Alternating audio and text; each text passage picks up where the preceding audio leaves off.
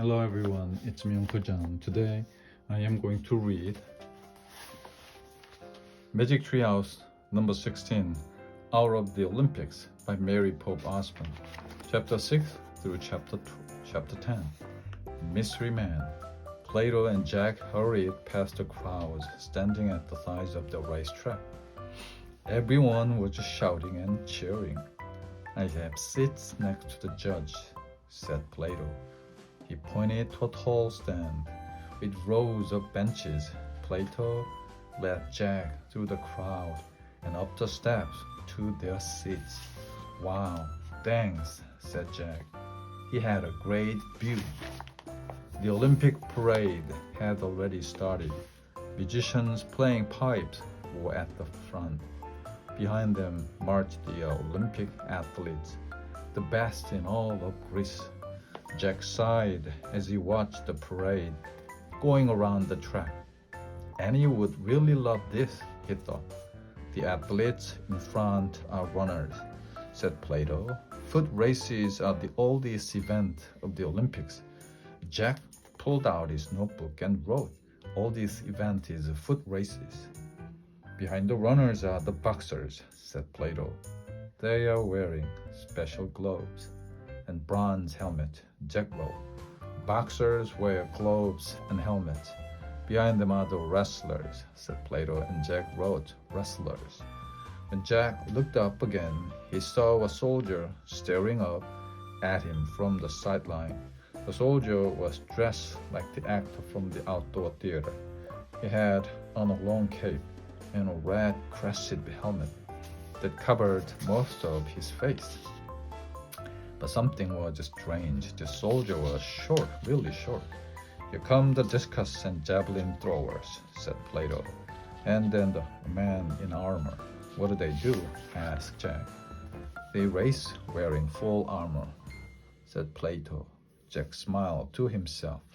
He knew Annie would think that was funny. He wrote in his notebook, some runners race in armor. Jack finished writing, looked back at the shore soldier. In a moment, the chariot races will begin, said Plato. Winning a chariot race is the greatest honor of the game. Jack just nodded. He was still studying the shore soldier, who seemed to be looking back at him. Suddenly, a small hand came out from the soldier's cape. The hand gave a little wave. Jack gasped. It was Annie's hand waving. The shore soldier was Annie. Chapter 7, Go, Go, Go. Jack stared in horror at Annie. She must have borrowed a costume from the theater. He remembered Plato's words. A girl will get in trouble, terrible trouble, if she tries to attend the Olympic Games. Jack shook his head at her and pointed his finger as if to say, get out of here. But Annie just waved at him again. Jack kept shaking his head at Annie. He even shook his fist, and he turned back to watch the race. It's not a joke, Jack shouted. Plato turned and looked at him. Of course not, said Plato. We take the games very seriously. Jack felt his face grow hot. He glared at Annie's back. Just then the trumpet sounded. The chariots are taking their places, said Plato. Jack saw the dozens of chariots lined up on the racetrack. Each chariot was pulled by 4 horses. Jack glanced back at Annie. She was looking up at him, pointing at the chariot. The trumpet sounded again. The horses took off. The crowd went wild. They were cheering and screaming and stamping their feet. Clouds of dust rose up as the chariot raced around the track. Annie turned back to watch the race. She began jumping up and down. Go, go, go, she shouted. A few people began staring at the strange small soldier with the high-pitched voice. Jack couldn't take it anymore. He had to get Annie away before it was too late. He shoved his notebook into his pack. I have to go, he shouted to Plato. The philosopher looked surprised. Jack was afraid to tell him that Annie had broken the rules. I had a great time, but I have to go home now, said Jack. Thanks for everything. Have a safe journey, said Plato. Jack waved and started down the steps. As he climbed down, he saw Annie pull off her helmet. Her pigtails flew up and down as she jumped and shouted. Go, oh, go, go. Her soldier's cape fell off. Now lots of people were staring at her. Someone shouted for the guard. Annie was too busy cheering to notice anything. Jack moved as quickly as he could, but two big guards got to Annie first. Chapter 8. Save Annie. The guards tried to pull Annie away from the chariot race. Annie looked surprised and she looked angry. Let go of me, she shouted. Jack rushed down the steps of the viewing stand. The guards were having a hard time pulling Annie through all the people. Leave her alone, Jack yelled. His voice was lost in the noise of the race. He pushed his way through the crowd. Leave her alone! Leave her alone! He kept shouting, leave her alone! Finally, Jack reached Annie and the guards. He tried to grab her, but a guard blocked his way. Let her go, yelled Jack. I promise I'll take her home. More guards arrived. The crowd began to shout, arrest her! Arrest her! The guards kept pulling Annie away. Jack, the story, cried Annie. Of course, thought Jack, the poet's story. This is definitely our darkest hour. He reached into his bag and pulled out the poet's scroll. He held the story up to the sky. Save Annie, he shouted, but Jack's voice was again lost in the roar of the race as the four-horse chariots barreled through the dust. Jack looked.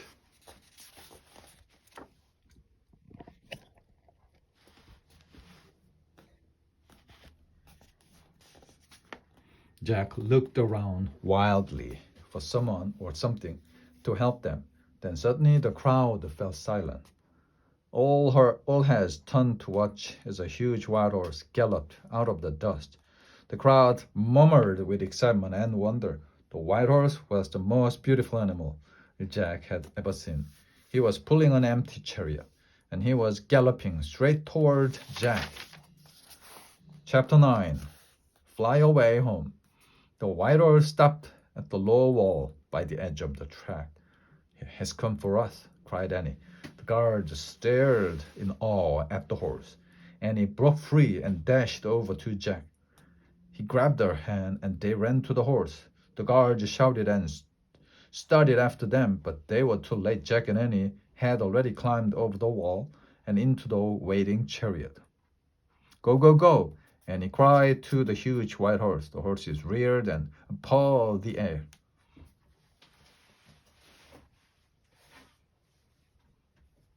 The crowd stepped back from the wall. The guards froze. Jack looked up to where Plato was now standing. Plato smiled and waved at him. Then the white horse leaped forward, pulling the chariot behind him. Jack couldn't even wave back at Plato. All he could do was hold on tight as the horse galloped beside the Olympic racers. Jack bounced up and down. Dust and sand got in his eyes. He squeezed them shut and crouched down in the chariot. He didn't know where they were going, but it didn't matter. The white horse was in charge. Jack heard the thundering noise of the racing horses and chariot. He heard a screaming crowd. He felt sand blowing in his face and the hard bumping and rattling of the chariot. Suddenly he was thrown backward. He heard a swish of wind and silence. Oh, wow, cried Annie. Jack opened his eyes. All he saw was blue sky. He pushed his glasses into place and looked around. Help, he cried. The white horse had grown giant, feathery wings and was pulling the chariot into the sky. Jack gripped the railing of the chariot and held on for his life. To the treehouse, shouted Annie. Below, the Olympic crowd watched in stunned silence. The winged horse left the games behind and flew over the temple of Zeus, over the statue of Nike, over the sacred olive tree and the gymnasium. On they went, over the poet's house, the Greek theater, and the field of white tents. Finally, the winged horse coasted to the ground near the olive grove. The wheels of the chariot bumped onto the grass. Then slowly they came to a stop. Jack and Annie stepped out of the chariot. Jack's legs were so wobbly he could hardly walk. Annie rushed to the horse and stroked his neck. "Thank you," she whispered. Jack patted the horse's long white neck too. "Thanks," he said. "That was the best ride of my life." The horse snorted and pawed the ground. "Come on, Annie, we have to go before they find us," said Jack. "I don't want to leave him," said Annie. "He's the most beautiful horse in the whole world." Eyes filled with tears. "We have to," said Jack. The horse put his head down and touched Annie's forehead with his soft nose. Then he gave her a gentle push toward the treehouse. Annie sniffled but started walking. Jack took her hand as they walked through the olive grove to the rope ladder of the treehouse. "You first," Jack said. Annie started up the ladder. Jack followed. When they were inside, Annie hurried to the window. Jack grabbed the Pennsylvania book. He pointed to a picture of the Frog Creek woods and said, "I wish." "Look," said Annie. Jack looked out the window. The horse had spread his great feathery wings. He was rising from the field. The white horse flew high into the blue Olympian sky. Then he disappeared behind the clouds. "Bye," called Annie. A tear rolled down her cheek. Jack pointed again at the Pennsylvania book. "I wish we could go there," he said. The wind started to blow. The treehouse began to spin. It spun faster and faster. Then everything was still, absolutely still. Chapter 10. They are all here. Jack opened his eyes. It was so dark he couldn't see anything. He felt his clothes. He was wearing his t-shirt and jeans again. The leather bag had turned back into his backpack. "Hello," said Morgan Le Fay. Her voice came from the corner of the treehouse. "Hi," said Annie. "Did you have a good journey?" asked Morgan. "I did," said Jack, "but girls can do anything fun in ancient Greece." "I did one fun thing," Annie said wistfully. "I rode in a chariot pulled by a flying horse." "That must have been wonderful," said Morgan. "You're very lucky to be bringing me the story of Pegasus." "Who?" said Jack. "Pegasus," said Morgan. "He's the greatest white-winged horse in Greek mythology." "Oh yeah," said Jack. "I think I've heard of him." He felt in his backpack and found a scroll. He gave it to Morgan. He could still barely see her in the dark. "It was written by Anonymous," said Annie. "I know," said Morgan. "Many talented women used that name in the past. A story will be a great addition to my Camelot library. Plato helped us find it," said Jack. "Oh, my good friend Plato," said Morgan. "He was one of the greatest thinkers who ever lived, and Pegasus was the greatest horse," said Annie. She sighed. "I just wish I could see him again." "You can," Morgan said softly. "He's here right now." "Pegasus?" cried Annie. "Oh boy." And he turned on the flashlight and used it to find the way down the rope ladder. Jack grabbed his backpack and followed her. When they were both standing on the ground, Annie shined flash at the dark tree. "Pegasus," she said, "where are you?" "Pegasus." "Turn off your flashlight, Annie," said Morgan. She was looking down from the treehouse window. Annie switched off the light. "In the night you can see all the story characters that saved you on your last 4 missions," said Morgan. "They all here. Hercules and the silk weaver, Sarf, the serpent monster, and Pegasus." Jack pushed his glasses into place and studied the dark woods. "Where are they, Morgan?" "Where's Pegasus?" "Look hard." "I can't see him." "Yes, you can. The old story is always with us. We're never alone." "Has Morgan gone crazy?" wondered Jack. "Look up. Your friends are in the night sky. They are stars." "Stars?" whispered Jack. He stared at the shimmering field of tiny stars overhead. "Hercules is a constellation," said Morgan. "The Romans imagined him kneeling in the sky, holding a club over his head." Morgan waved a finger at the sky. Wow, for a moment Jack saw living, breathing Hercules outlined by the star. "There's a silk weaver with a beloved cowherd," said Morgan. "The ancient Chinese believed that there were 2 stars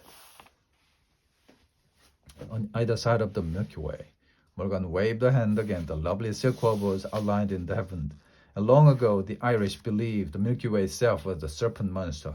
Sarf, said Morgan. Morgan waved a hand. Giant serpent glittered through the sky, and the ancient Greeks named one of their constellations Pegasus, said Morgan. Oh, she waved her hand again, and the white horse's head, wings, and galloping legs glowed in the sky. I see him, said Annie. Then she whispered, I love you, Pegasus. Jack thought he saw the stars move, as if Pegasus was rearing back in the sky. After the breathless moment of silence, Morgan lowered her arms. The night sky became a field of tiny glittering stars again. You have done amazing work as a master librarian, said Morgan. I would trust you with any important mission. Does that mean we're going on more trips? Asked Jack. Indeed it does, said Morgan. Many more. Jack smiled with relief. When is our next mission? Asked Annie. As soon as I need your help, I'll send for you, said Morgan. Go home now and rest. Goodbye, said Annie. Goodbye, said Jack. Farewell, said Morgan. There was a sudden rushing of wind, then a blur of blinding light. Morgan Le Fay and the magic treehouse vanished. The night was still. Home? Asked Annie. Sure, said Jack. As they walked between the trees, the Frog Creek woods were pitch black. Jack couldn't see a thing, but he didn't ask Annie to turn on the flashlight for once. He wasn't worried about finding his way home. He felt as if someone or something was leading them through the woods. Morgan's words came back to him. The old stories are always with us. We are never alone. Jack looked up at the stars again. They were beginning to fade in the growing light of dawn, but he thought he could hear the beating of giant wings somewhere high above. At the end.